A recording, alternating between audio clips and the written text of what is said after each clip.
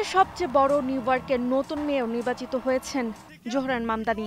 প্রথমবারের মতো শহরটি পরিচালনার দায়িত্ব পাচ্ছেন আফ্রো এশিয়া বংশোদ্ভূত তরুণ। মেয়র নির্বাচনের একাই 50%-এর বেশি ভোট পেয়েছেন ডেমোক্র্যাট প্রার্থী জোহরান মামদানি। নির্বাচিত হয়েছেন নিউ ইয়র্কের 111তম মেয়র হিসেবে। তার জয়ের উচ্ছ্বাসের মাঝেও মার্কিন আর্থিক খাতের প্রাণ ওয়াল স্ট্রিটে দেখা দিয়েছে চিন্তার ভাঁজ। নিউ ইয়র্ক শহরের ওয়াল স্ট্রিটে রয়েছে বিশ্বের অন্যতম বিনিয়োগ বাজার, নিউ ইয়র্ক স্টক এক্সচেঞ্জ থেকে শুরু করে মার্কিন কেন্দ্রীয় ব্যাংক, ফেডারেল রিজার্ভ, বাণিজ্যিক ব্যাংক ও বীমা কোম্পানিগুলির প্রধান কার্যালয়।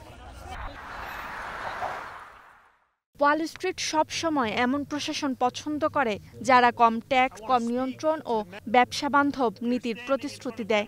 কিন্তু নবনির্বাচিত জোহরান মামদানি আনতে যাচ্ছেন ভিন্ন এক অর্থনৈতিক পরিকল্পনা, যেখানে রয়েছে মূলত ধনী ব্যক্তি ও কর্পোরেট পর্যায়ে কর বাড়ানোর উদ্যোগ। নিউ ইয়র্ক সিটিতে বছরে $1 মিলিয়ন বেশি আয় করা ধনীদের উপর আয়কর 2% বাড়ানোর কথা বলেছেন তিনি। এতে শহরটি প্রায় $10 বিলিয়ন অতিরিক্ত রাজস্ব আয় করতে পারবে বলে ধারণা তার। এছাড়াও নিউ ইয়র্ক রাজ্যের কর্পোরেট ট্যাক্স হার 11.5% পর্যন্ত বাড়ানো হবে, যা মার্কিন সরকারকে $700 মিলিয়ন বকেয়া রাজস্ব পুনরুদ্ধার করতে সাহায্য করবে। মামদানির পরিকল্পনায় আছে শিশু যত্ন কেন্দ্র চালু করা ও আবাসন ভাড়া কমানো। এই নীতিগুলো অনেক বিনিয়োগকারীর কাছে অতিরিক্ত সমাজতান্ত্রিক মনে হচ্ছে। তাদের আশঙ্কা, এর ফলে ব্যবসা পরিচালনার খরচ বাড়বে। অনেক কর্পোরেশন হয়তো শহর ছেড়ে চলে যাবে।